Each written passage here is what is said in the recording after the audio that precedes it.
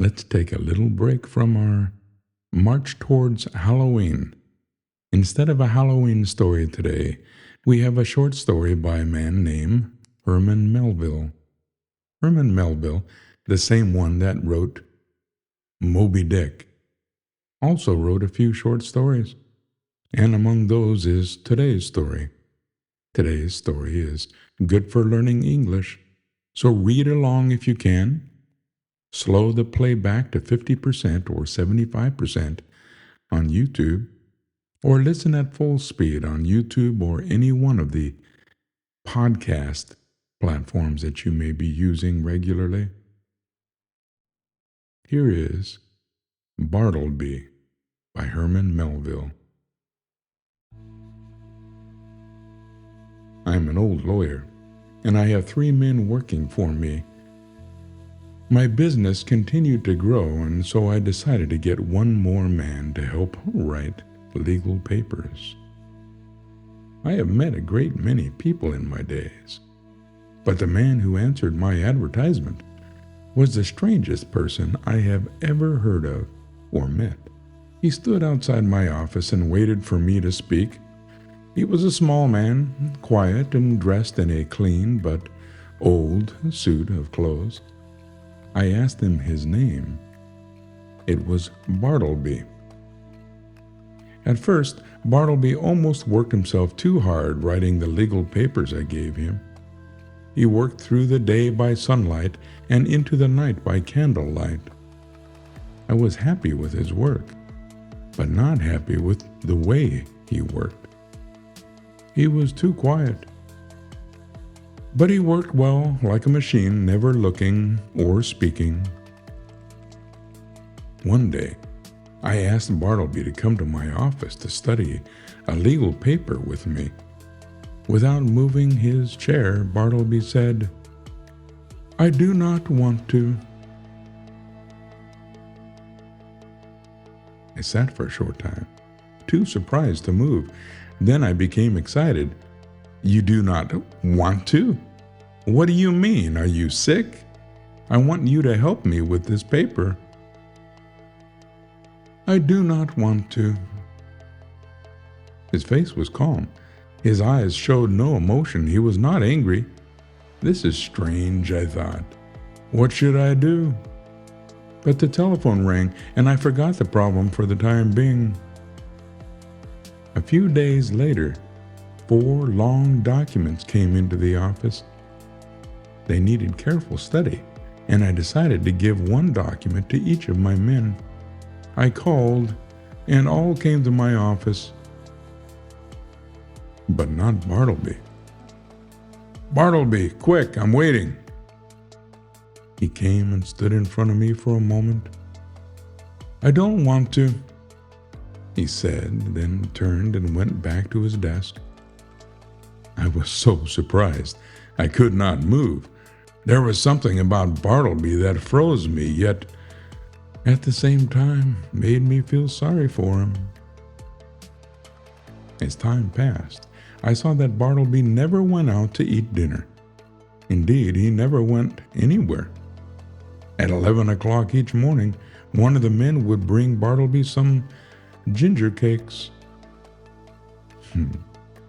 He lives on them, I thought. Poor fellow. He is a little foolish at times, but he's useful to me. "Bartleby," I said one afternoon, "please go to the post office and bring my mail." "I do not want to."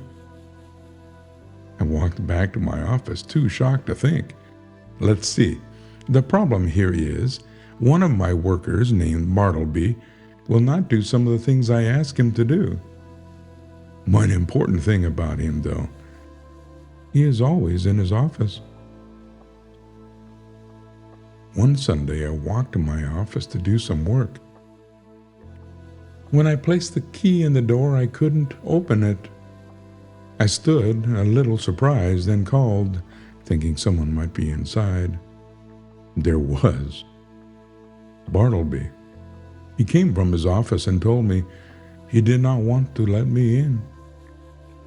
The idea of Bartleby living in my law office had a strange effect on me. I slunk away much like a dog does when it's been shouted at, with its tail between its legs. Was anything wrong? I did not, for a moment, believe Bartleby would keep a woman in my office. But for some time, he must have eaten, dressed, and slept there. How lonely and friendless Bartleby must be. I decided to help him. The next morning, I called him to my office. Bartleby, will you tell me anything about yourself? I do not want to. I sat down with him and said, you do not have to tell me about your personal history, but when you finish writing a document, I have decided not to write anymore, he said, and left my office. What was I to do? Bartleby would not work at all. Then why should he stay on his job? I decided to let him go. I gave him 6 days to leave the office and told him I would give him some extra money. If he would not work, he must leave. On the 6th day, I looked into the office Bartleby used. He was still there. The next morning, I went to the office early.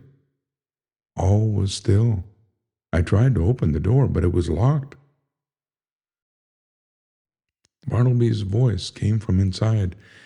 I stood as if hit by lightning. I walked the streets thinking, well, Bartleby, if you will not leave me, I shall leave you. I paid some men to move all the office furniture to another place. Bartleby just stood there as the men took his chair away. Goodbye, Bartleby. I'm going. Goodbye, and God be with you. Here, take this money. I placed it in his hands. It dropped to the floor, and then, strange to say, I had difficulty leaving the person I wanted to leave me. A few days later, a stranger visited me in my new office. You are responsible for the man you left in your last office, he said. The owner of the building has given me a court order which says you must take him away. We tried to make him leave, but he returned and troubles the others there. I went back to my old office and found Bartleby sitting on the empty floor. Bartleby, one of two things must happen. I will get you a different job, or you can go work for some other lawyer. He said he did not like either choice. Bartleby, will you come home with me and stay there until we decide what you will do? He answered softly.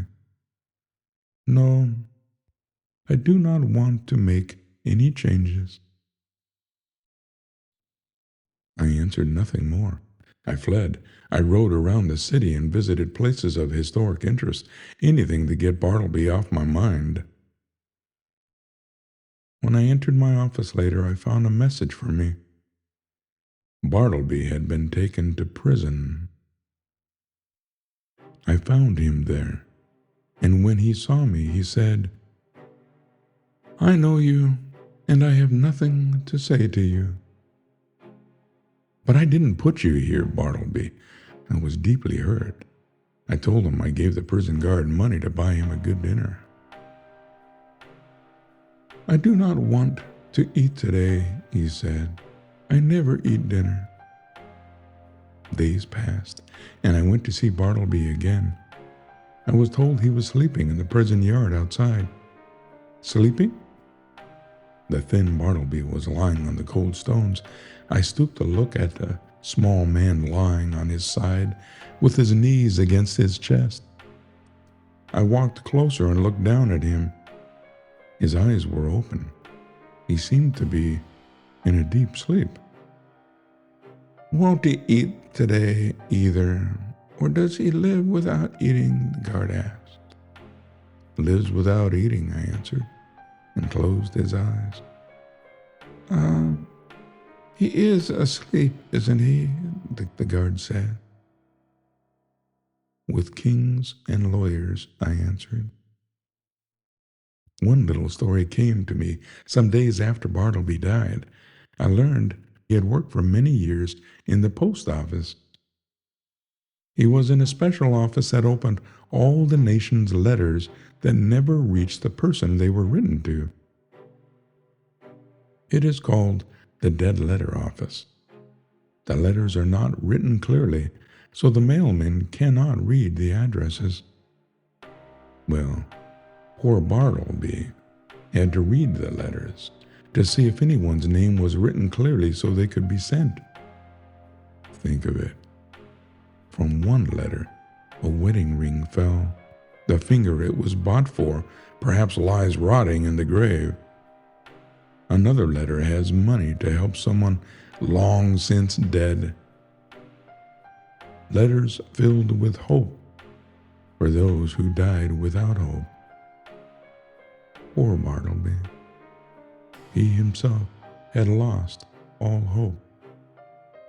His job had killed something inside him.